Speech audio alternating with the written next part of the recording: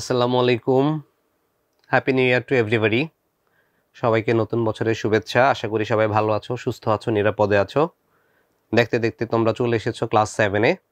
So গত বছরও তোমাদের সাথে ছিলাম, সামনের দিনগুলোতেও আশা আছে থাকবো তোমাদের সাথে।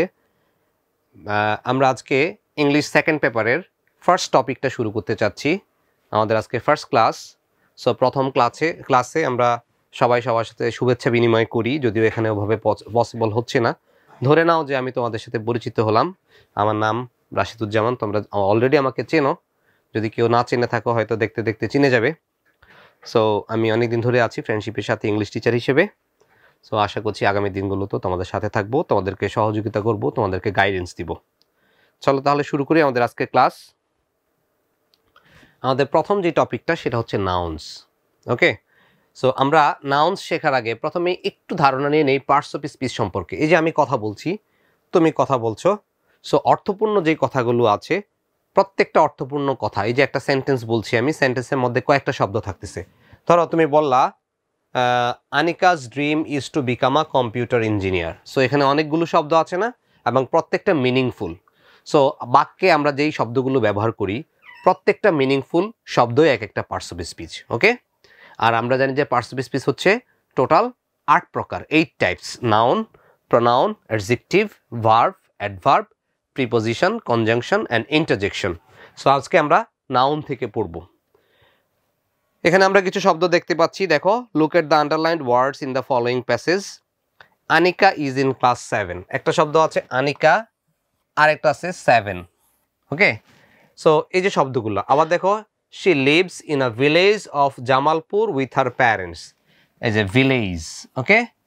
তারপর দেখো জামালপুর, এরপরে আছে প্যারেন্টস। এখানে একটা শব্দ মিসিং হয়ে গেছে, আমি তোমাদেরকে বলি।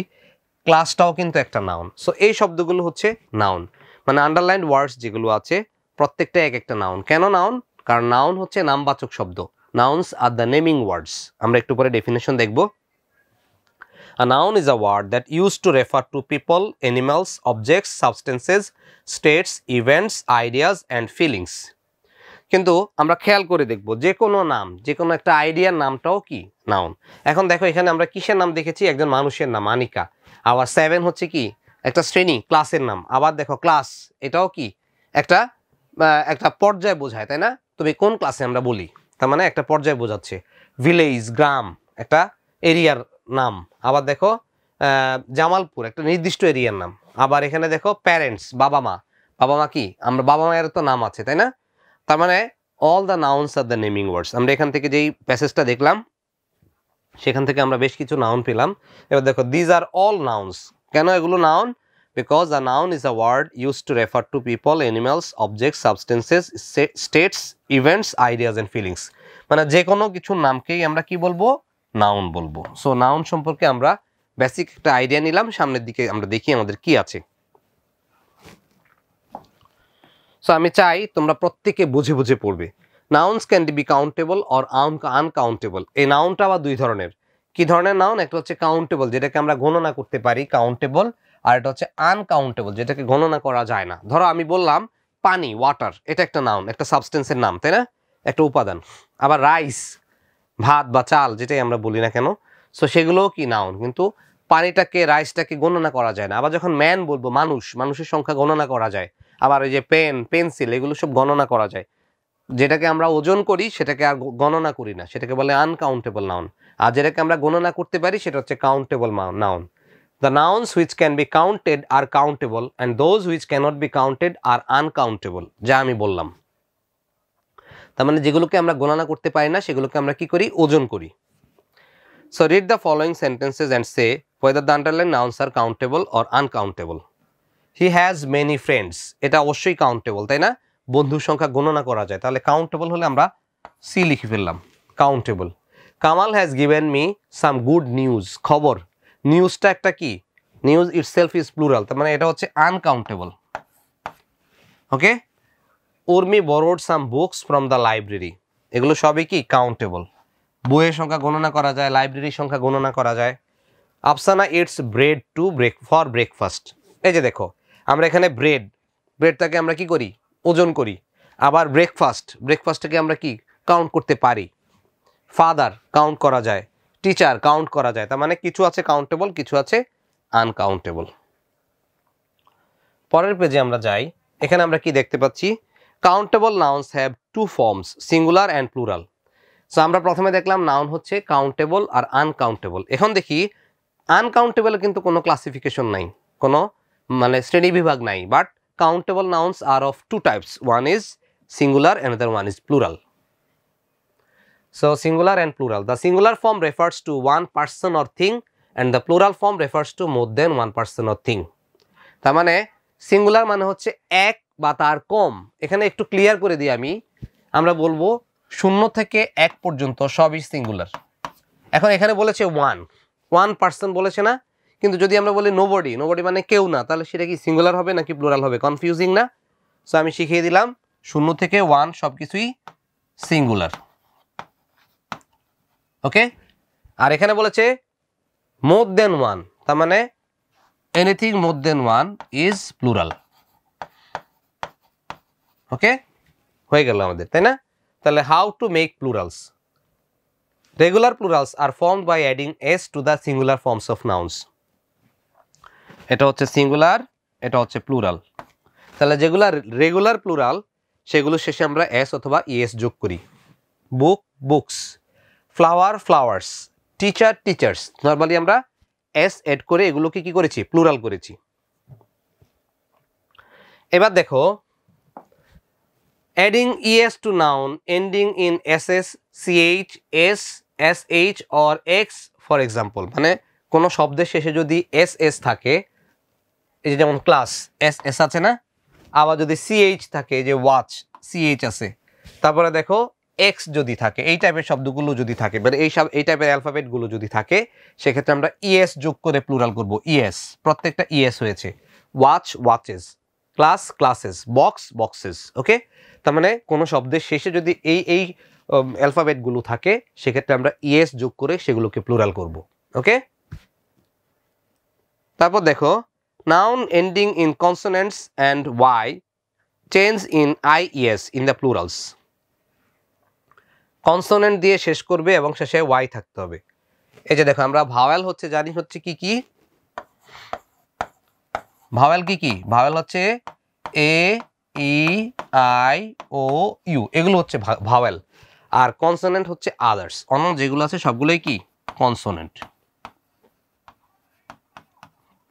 So A, E, I, O, U এগুলো সব হচ্ছে ভাওয়েল, আর এর বাইরে যা আছে সবগুলোই হচ্ছে কি কনসোনেন্ট। আদার্স লিখে দিলাম। দেখো, এই শব্দগুলো বলেছি কি কন্ডিশন হচ্ছে এই যে আমাদের এই নোটটা, এটার কন্ডিশন হচ্ছে শেষে ওয়াই থাকতে হবে, তার আগে একটা ভাওয়েল থাকতে হবে। সেক্ষেত্রে ওয়াই এর পরিবর্তে আই হবে এবং একটা ইএস এড করবো আমরা।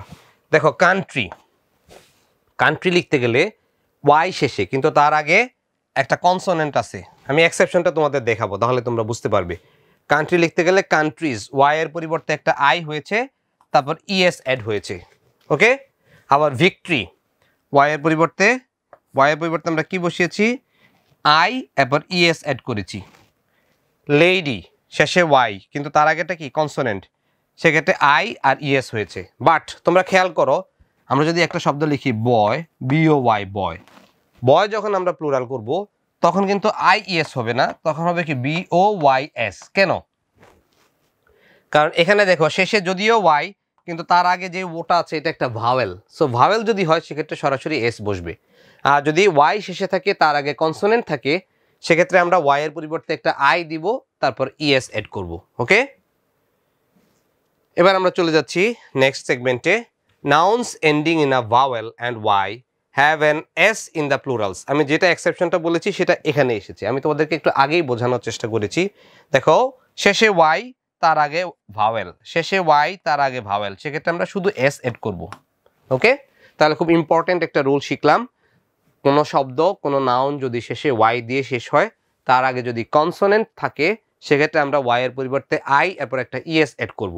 আর যদি কোনো শব্দ ওয়াই দিয়ে শেষ হয়, তার আগে যদি ভাওয়েল থাকে, সেক্ষেত্রে আমরা সরাসরি এস ইউজ করব। ক্লিয়ার? এবার যাচ্ছি আমরা নেক্সট সেগমেন্টে। সাম common nouns have irregular plurals. For example, কিছু কমন নাউন আছে যেগুলোর প্লুরালগুলো ইরেগুলার। ইরেগুলার মানে মিল নেই, অন্যরকম। চাইল্ড হয়ে গেছে দেখো চিলড্রেন, এই যে আর ইএন এড হয়েছে। ফুট হয়ে গেছে ফিট, ডাবল ও হয়ে গেছে ডাবল ই।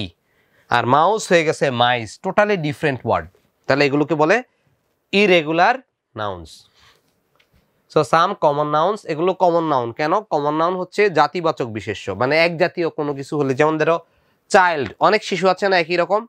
তারপর অনেক ফিট, ফুট মানে কি পায়ের পাতা, সবারই আছে, তার মানে একটার বেশি একাধিক থাকলে সেটাকে আমরা কমন নাউন বলি।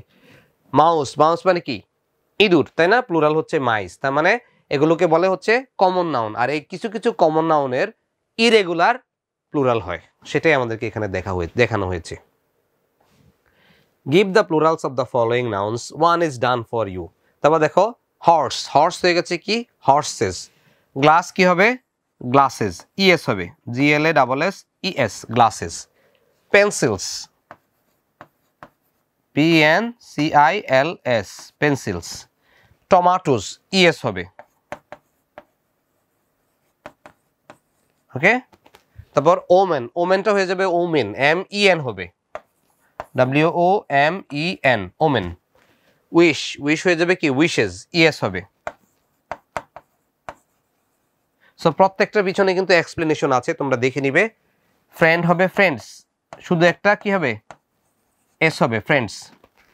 তারপর ওয়ে, ওয়েজ, যদিও ওয়াই, কিন্তু তার আগে কি আছে ওয়াই এর আগে একটা ভাওয়েল আছে, সেজন্য আমরা শুধু এস এড করব। টুথ হয়ে যাবে ওই যে teeth, foot fit tooth teeth, একটা দাঁত আর অনেকগুলো দাঁত, TEETH টিথ। ট্রাক্স শুধু এস, TRUCKS ট্রাক্স। মাঙ্কিজ শুধু একটা ইএস এড হবে, MONKEYES মাঙ্কিজ। আইজ, EYES আইজ। এই হচ্ছে আমাদের প্লুরাল ফর্ম। সো এগুলো আমাদের এক্সারসাইজে ছিল, আমরা সেগুলোকে সলভ করার চেষ্টা করেছি, ওকে। তার মানে বেসিক্যালি আমরা সিঙ্গুলার প্লুরালটা শিখলাম। এবার আমরা যাচ্ছি পরের আইটেমে। Rewrite this sentences using plural nouns, one is done for you. বলছে আ বাস ইজ কুইকার দেন আ রিক্সা, তাই না? বাস রিক্সার থেকে আগে যায়। বাসেস আর কুইকার দেন রিক্সাস।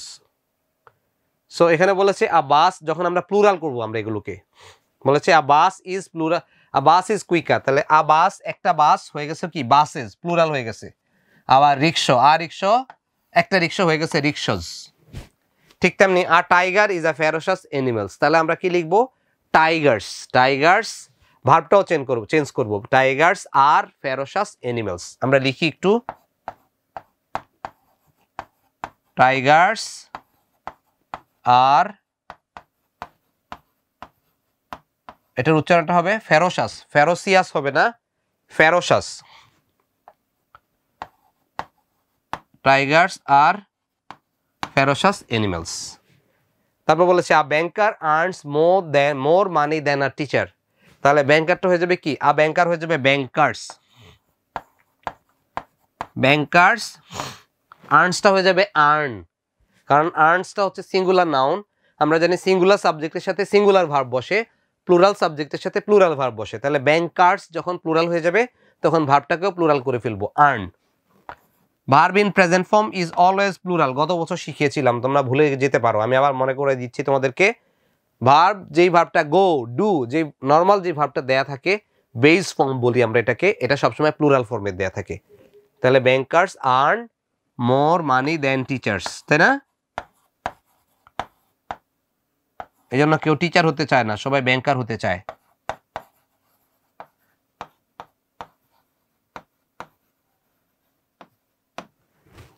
টিচাররা সব প্রফেশনাল ক্রিয়েট করে, তাই না? সেজন্য টিচাররা সবচেয়ে গ্রেটেস্ট।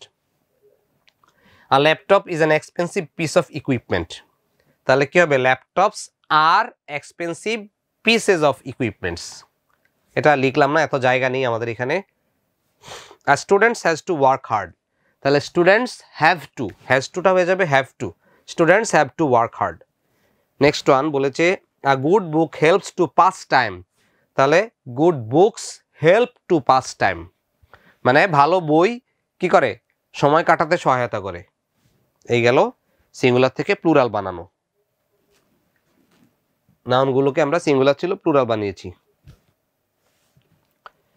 এবার আমরা যাচ্ছি next one, complete this sentences with a singular আর প্লুরাল নাউন্স। আমরা খেয়াল করব ভার্ব অনুসারে নাউন বসাবো। The dash stops outside our house, তাহলে স্টপস মানে কি থামা, এটা সিঙ্গুলার ভার্ব, তার মানে সিঙ্গুলার নাউন লাগবে। সিঙ্গুলার নাউন হচ্ছে কার, তাহলে আমরা কার্স তা লিখে লিখবো কি car. The car stops outside our house. তারপর দেখো দ্য ড্যাশ ওয়্যার, এই যে ওয়্যারটা হচ্ছে প্লুরাল ভার্ব, আর আমরা জানি চাইল্ড মানে একটা শিশু আর চিলড্রেন মানে অনেক শিশু, তাহলে চিলড্রেন হবে এখানে। The children, the children were waiting for me. তারপর আবার দেখো আর আছে, আর মানে প্লুরাল ভার্ব, আমরা লিখব books. The books are in the shelf, বইগুলো শেলফে। Do you know the dash that lives near next door, এই ম্যান হচ্ছে সিঙ্গুলার আর এই MEN ম্যান হচ্ছে প্লুরাল। তাহলে এই যে লিভস বলছে, ভার্বটা সিঙ্গুলার হলে সাবজেক্টও সিঙ্গুলার হবে, মানে নাউনটা আমরা সিঙ্গুলার বসাবো। Do you know the man হবে এখানে, কি হবে man. Do you know the man that lives next door. Then the dentist pulled out the dash that was hurting, সবগুলো দাঁত তো ফেলে দেয় নাই, তাই না, একটা দাঁত ফেলেছে, তাহলে the dentist pulled out the কি হবে টুথ, একটা দাঁত ফেলেছে টুথ।